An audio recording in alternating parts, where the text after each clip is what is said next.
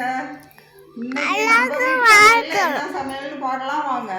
பாருங்க சுட சுட சாதம், சூப்பரான பருப்பு சாம்பார், காராமணி பட்டை சுண்டல், சாதத்தில் போட்டு பிசைஞ்சு சாப்பிட்ற மாதிரி கத்திரிக்காய் பொரியல். பாருங்க சீம்பால் வேக வச்சு எடுத்து வச்சாச்சுங்க.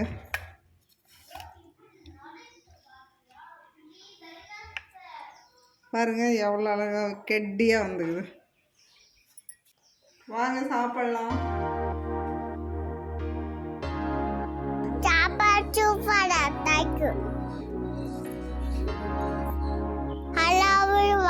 சாப்பிடலாம்.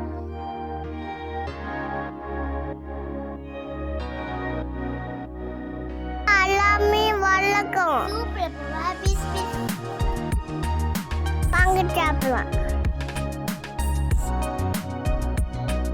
வீடியோ பார்க்கலாம்.